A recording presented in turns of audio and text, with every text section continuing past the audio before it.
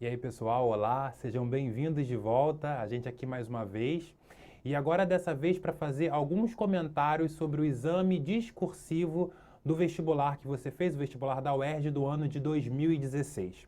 Então, a gente vai tirar alguns minutinhos para falar um pouco sobre a prova, comentar um pouco sobre as questões, sobre o gabarito, né? Sobre o sistema de pontuação que a UERJ adota, tudo isso para deixar você com mais argumento, mais ciente, para caso você precise pedir uma revisão, ok? Ou mesmo para fazer uma conferência sobre a sua, fazer uma conferência, perdão, na sua prova e nas suas respostas. Tudo bem? Vamos lá? Galera, veja bem, a prova da UERJ de 2016 não apresenta muitas surpresas para a gente com relação ao que foram as outras provas dos anos anteriores, né? Ela vem seguindo o mesmo padrão, inclusive o mesmo padrão na questão da estrutura dos textos. Então, nos anos anteriores, nós tivemos dois textos, né? E a característica deles é que um era um fragmento de um texto literário, nós tivemos aí ao longo dos anos vários desses fragmentos, e um outro texto sempre era a resenha sobre esse fragmento, sobre esse texto literário. Então a gente tem aí contato com a própria obra em si, ou com um fragmento da obra, e com uma resenha crítica de alguém que vai falar sobre aquela obra.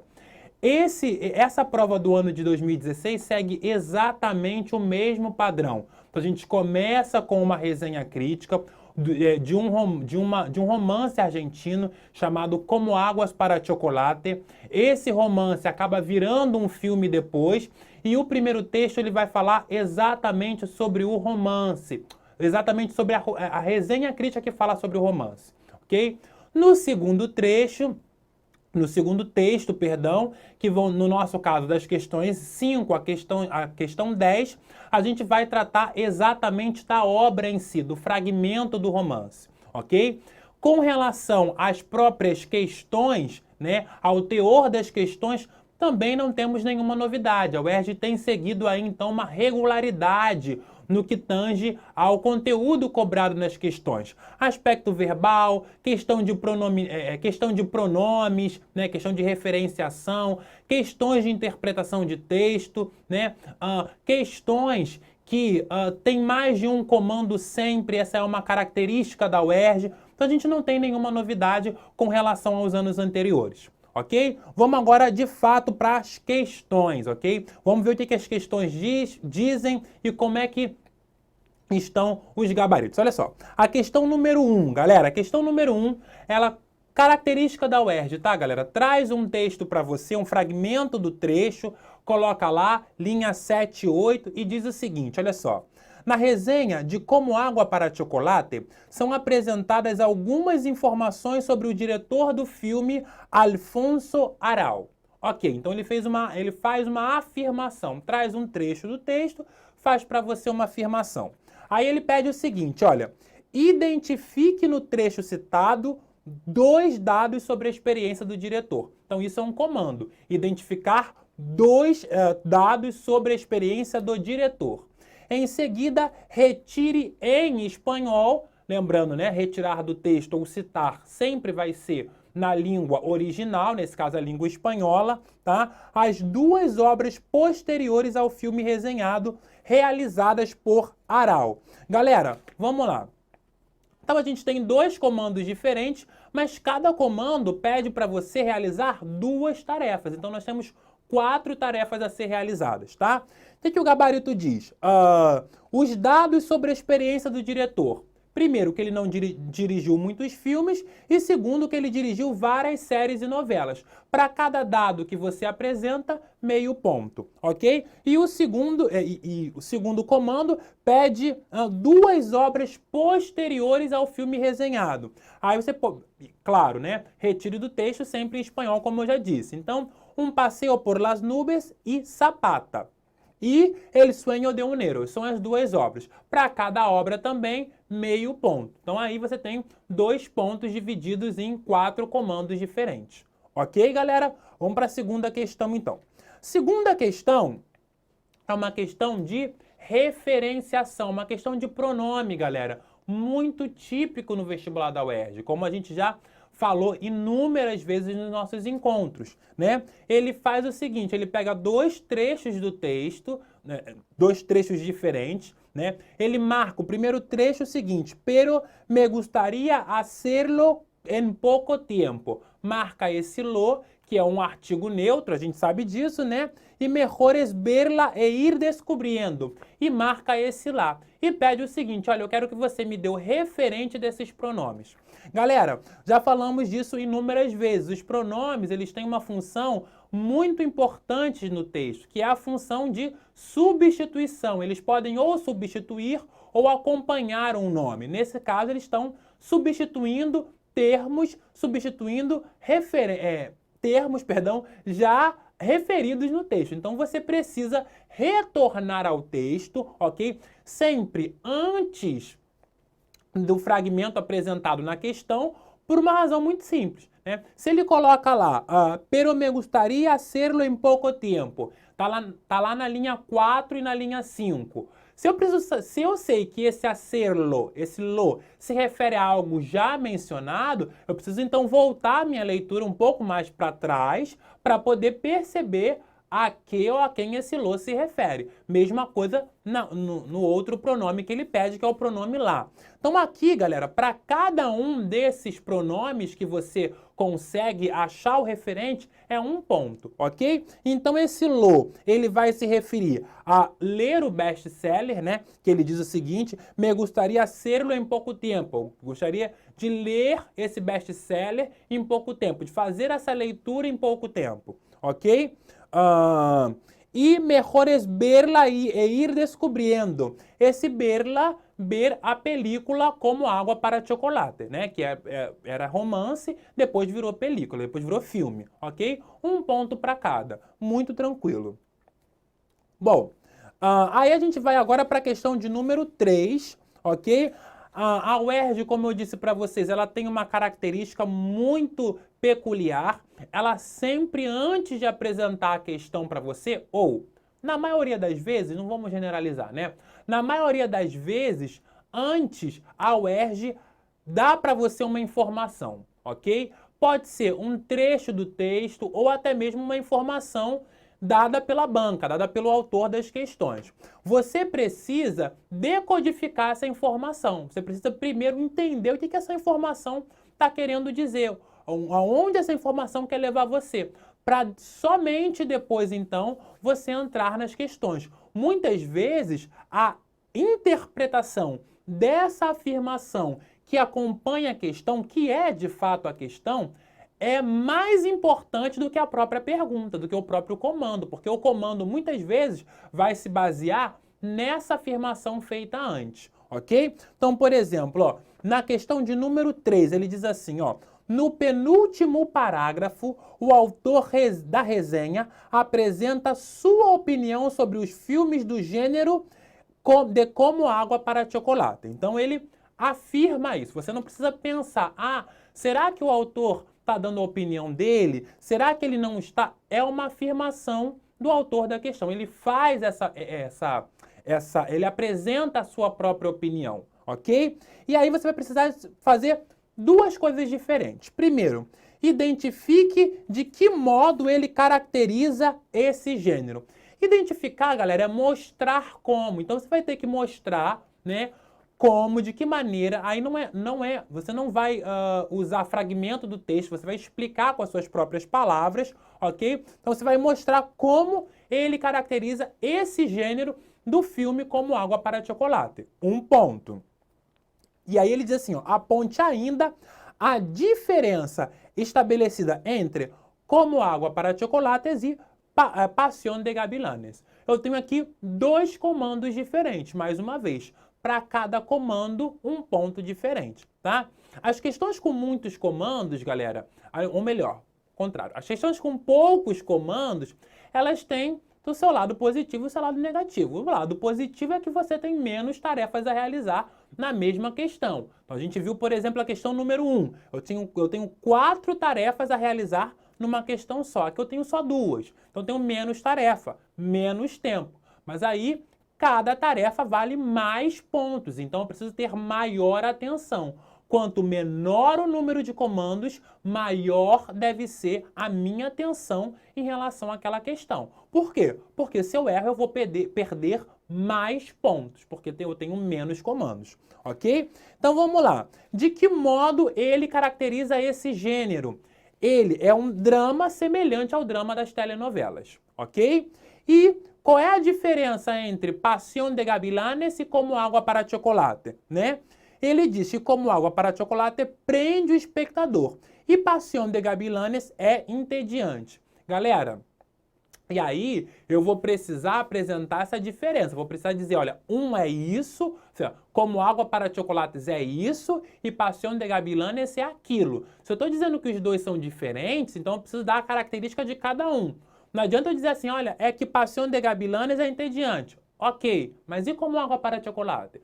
Ah, Como Água para Chocolate prende o espectador. Ok, e Pasión de Gavilanes? Então, na verdade é um comando somente, mas eu tenho que ter atenção, porque se ele quer a diferença entre os dois, eu preciso apresentar o que um tem e o que o outro tem, e por que eles são diferentes. Então eles são diferentes porque esse aqui tem A e esse aqui tem B, né? Como Água para Chocolates prende o espectador, Pasión de Gavilanes é entediante. Tudo bem? Matamos a questão de número 3, vamos agora para a questão de número 4, tá? Mais uma vez, como eu falei com vocês, é uma questão que vem aí com uma introdução, que vem com uma afirmação antes da própria questão. Diz o seguinte, ó, com base no último parágrafo. Eu adoro esse tipo de questão, porque ele já vai norteando para a gente aonde a gente foca a nossa atenção. Último parágrafo. Esquece tudo, vai para o último parágrafo, né? Pode-se concluir que o filme é considerado razoável pelo autor da resenha. Mesma coisa que eu falei com vocês anteriormente.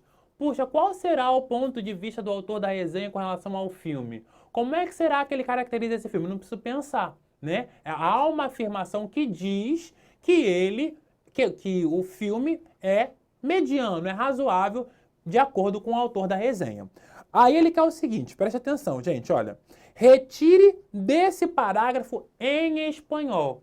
Galera, aqui ele ele frisou, né? Retire em espanhol, tá? Mas ele não necessariamente precisava colocar em espanhol, né? Você sabe que retire, eu tenho que retirar na língua original do texto. Então, retire é necessariamente na língua original, que no nosso caso é em espanhol. Aqui ele ainda colocou para você, poderia não ter colocado, tá? Então, retire do fragmento em espanhol um trecho que justifique essa afirmativa. Que justifique o quê? Que o autor considera o filme como um filme razoável, ok? Em seguida, indique a avaliação feita sobre os atores. Então, ok. Ele diz que o filme é razoável, ponto. Então, eu preciso procurar no texto um fragmento que comprove isso. Isso é um comando. Agora eu preciso procurar no texto um fragmento que diga como ele avalia o trabalho dos autores. Dos atores. Mas nesse caso eu não vou retirar o fragmento, ok? Eu vou apenas apresentar uma resposta, não tenho que retirar do texto, tá? Vamos lá. Para o primeiro comando, né, como o trecho que justifica, né, o fato dele achar a novela razoável, a novela em espanhol romance, né, o romance razoável, eu posso pegar dois trechos, né? Eu posso dizer assim, ó, que conste que não se trata de nenhum peliculón. Aí você vai me dizer assim, Eduardo, o que é peliculón? Aí aqui a gente tem uma palavra, né, formada por uma raiz e um sufixo, né? Eu tenho, por exemplo, a palavra película, ok? E o on, que nesse caso dá o sufixo de aumentativo, assim como outros, né? Assim como aço, por exemplo, poderia ser peliculaço, né? Peliculon. E aí é como se fosse um filmão, né? Peliculão é como se fosse, não, é de fato filmão. Então ele diz, olha, que conste que não se trata de um filmão. Ora, se não é um filmão, eu posso deduzir que é um filme razoável, tá? E um outro trecho que eu posso trazer, que eu poderia trazer para comprovar essa afirmação é o seguinte: pero para passar la tarde é perfeitamente válida. Quer dizer, não é nenhum peliculão, não é nenhum filmão, mas para passar a tarde está ótimo, é perfeitamente válida. Tudo bem? Agora, A avaliação sobre os atores. Ele diz no texto que os atores fazem muito bem o seu trabalho, tá? Aí eu não preciso pegar nenhum fragmento, eu vou escrever com as minhas próprias palavras. A partir da questão 5, galera, a partir da questão 5, a gente passa, da questão 5 à questão 10, a gente passa a centrar no próprio trecho, no próprio texto, perdão, no próprio fragmento de Como Água para Chocolates, ok? Então vamos lá. A gente tem o seguinte: na narrativa, há marcas que evidenciam a relação de parentesco que o autor mantém com alguns personagens da história. Então vamos lá. Cite em espanhol, a mesma coisa, se é para citar, eu preciso tirar do texto, aí vai ter que ser em espanhol, duas expressões presentes no texto que comprovam essa relação. Então, primeiro comando, citar duas relações que comprovam a relação de parentesco entre os personagens da história. Destaque, segundo comando, também em espanhol, duas expressões do primeiro parágrafo que mostram que o narrador conta uma história que já foi ouvinte, da qual já foi ouvinte. Então, mais uma vez, eu tenho uma questão, 4 comandos diferentes, tá? Palavras que comprovam relação de parentesco. Mi bisabuela, que é minha bisavó. Mi bisabuelo, que é meu bisavô. Mamá Helena, tá? E partes do texto com expressões que mostram que o narrador conta uma história. Dizem que, quer dizer, dizem que, contava Nátia que, tudo é o discurso relatado, né? O discurso indireto. Olha, dizem, né? Contava fulano. Isso é marca discurso direto, é marca de que ele ouviu aquilo de alguém e não foi ele mesmo que contou. Tudo bem? Bom, próxima questão é uma questão gramatical, ok? Uma mistura um pouquinho de interpretação com gramática. É uma questão de conectores, nós já trabalhamos conectores fartamente nas aulas, ok? E aí ele faz o seguinte, ele traz um trecho do texto, né? Su llanto era tão fuerte que Nacha, la cocinera de la casa, que era meio sorda, lo escuchaba sin esforzarse. Marca aí, diz que isso está na linha 2 e 3, e diz o seguinte, olha, no trecho acima o narrador relata que mesmo dentro do ventre da mãe, o choro de Tita é muito alto. Aponte a consequência desse choro. Então, o que esse choro trazia de consequência? E transcreva, ainda em espanhol, a expressão que constrói a relação de consequência. Vamos lá. Relação que constrói a relação de consequência, tan que. Não é isso? Essas duas expressões mostram aí uma relação de causa e consequência. Quer dizer, ela era tão forte que a fulana, que a cocineira de la casa escuchava. Então, causa e consequência. E aponte a consequência desse choro. Ora, chorava tão alto que, mesmo a empregada sendo surda, né, a cozinheira sendo surda, ela conseguia escutar o choro. Tenho aí, então, a consequência e o termo que evidencia essa relação de consequência. Ok? Bom, estamos já indo para a reta final, faltam só 4 questões. Questão de número 7. Questão de número 7, galera, é uma questão gramatical de aspecto verbal. A UERJ trabalha muito com aspecto verbal, ou seja, efeito que a utilização de determinado tempo verbal ou modo verbal confere ao texto. É isso que é o aspecto verbal, tá? Ele traz, então, aqui dois fragmentos de texto, ou melhor, um mesmo fragmento, com 2 tempos verbais diferentes. Então diz assim, ó. En la tarde, ya cuando el susto había pasado y el agua, gracias al efecto de los rayos de sol, se había evaporado, Nacha barrió el residuo. Marcou había passado, marcou barrió. Había passado, galera, pretérito plusquamperfeito, que denota uma ação anterior a outra ação no passado. Então a gente chama o plusquamperfeito de passado do passado. Por quê? Porque eu tenho uma ação que é passada, né? O fato de Nacha barrió el resíduo, ela varreu o resíduo, ok? E algo anterior a esse passado, que é quando el susto já havia passado.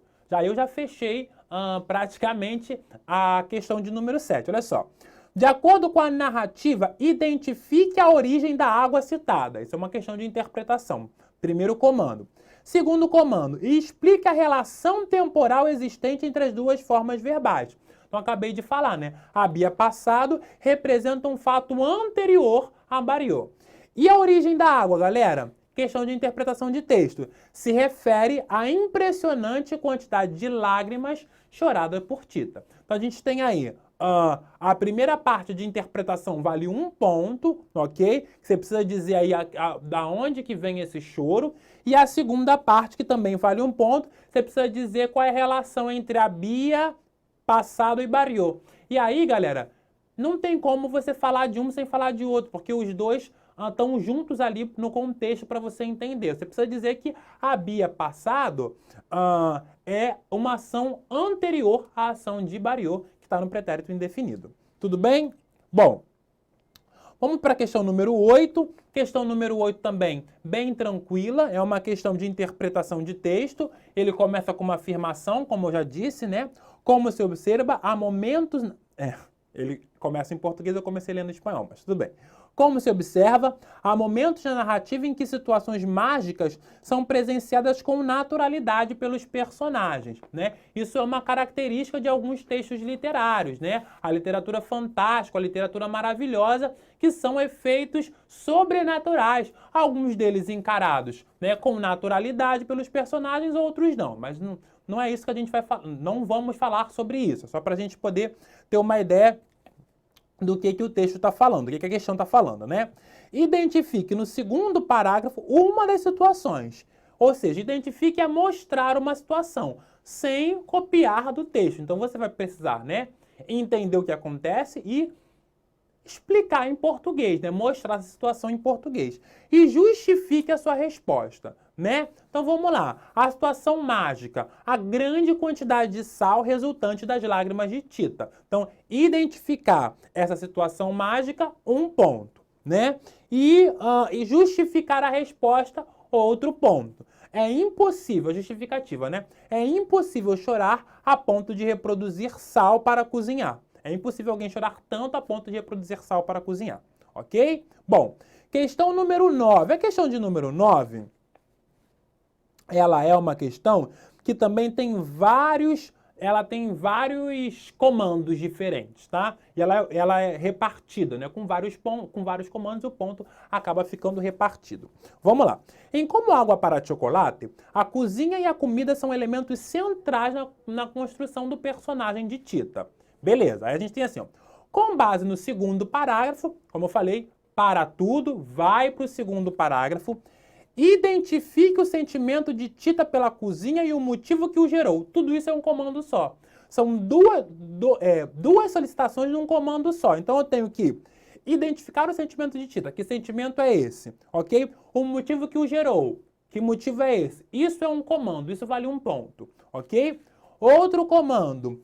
Em seguida, retire do terceiro parágrafo o fragmento que sugere que Tita se torna uma grande cozinheira.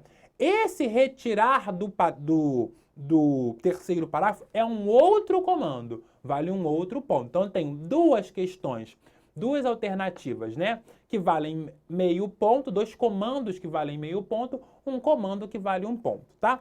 O sentimento é o amor, né? O texto deixa isso bem claro. Motivo que o gerou? Ela ter nascido na cozinha.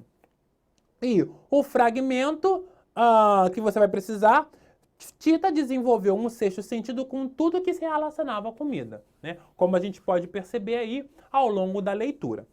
Última questão, galera, tá? Última questão. Mamá Helena aceitou com agrado a sugerência. Marcou, pega uma parte do texto, marca que está na linha 25, ok? E a partir daí começa a questão. Para garantir a alimentação e a educação dos seus filhos após a morte do marido, Mamá Helena precisou assumir uma nova tarefa. Explicite essa tarefa. 1 comando. Você tem que dizer que tarefa é essa. Identifique ainda o acontecimento retomado pela expressão sublinhada acima. Então, tem aqui uma questão de interpretação de texto, ao mesmo tempo uma questão de referência, referente, né? Ele quer que você diga pra gente a que ou a quem se refere essa expressão laço-rerência, ok? Bom, primeiro comando, qual é a tarefa? Ela precisou conduzir o sítio. Então essa é a nova tarefa assumida por ela, ok? O acontecimento retomado pela expressão sublinhada. Então o que esse laço-rerência quer dizer? Nátia propôs assumir a responsabilidade de cuidar da alimentação do sítio. 2 comandos diferentes, 1 ponto para cada comando. Bom, é isso aí, são as 10 questões detalhadas e detalhadas por comando, né? Detalhadas por pontuação. E a gente fica por aqui hoje. Valeu, galera. A gente se vê numa próxima.